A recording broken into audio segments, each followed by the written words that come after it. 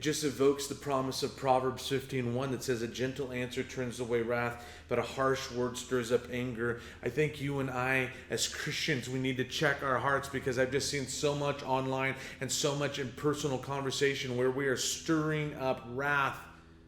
Because rather than clothing ourselves in humility and kindness the way our Savior did, we are slapping labels all over people, just like the Pharisees did, calling them this, that, and the other thing.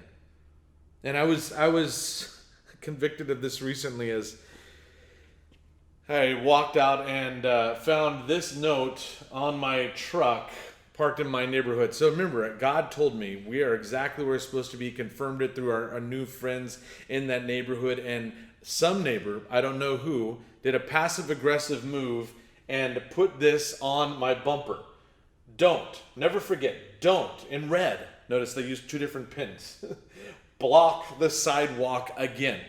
And I'm looking at that note and I'm looking at my bumper. Block, what do you mean block? I could understand if like I was parked there, or maybe even there. But this is my driveway. I'm not blocking anything. And instantly, I called them a label. I don't know who this person is, but I used a label that maybe you have come across before. It's a label that's being used in a number of memes right now. And I used this when I described whoever this person was. Have you ever heard of a Karen? Come on.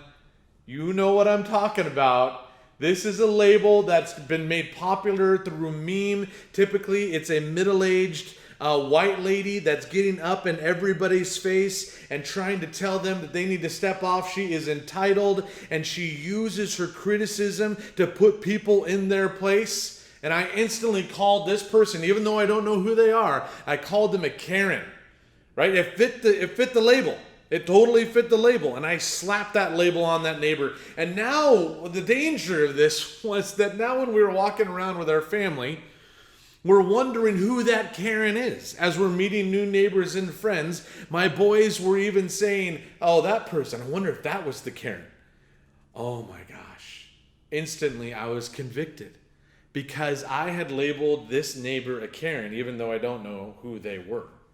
I was now teaching my boys to label others. You see exactly how easy that is. And though this is often used as a joke, God was convicting my heart saying, John, if you don't want to be labeled, don't label others. And certainly don't teach your boys to label others before you even know who they are. Look past the label. I don't know what was going on in that person's life, but they were having a really bad day. To take the time to write this note and put it on my truck. Whatever was going on actually had very little to do with my truck and had a whole lot to do with whatever anguish, whatever heartache, whatever isolation or insulation they've been experiencing from COVID. I don't know what. But I'm going to put on that person the label of God's child. I'm going to welcome them to my table so that when I'm walking around my neighborhood, if I ever do meet the person that wrote this note, I'm going to love them the way Jesus does.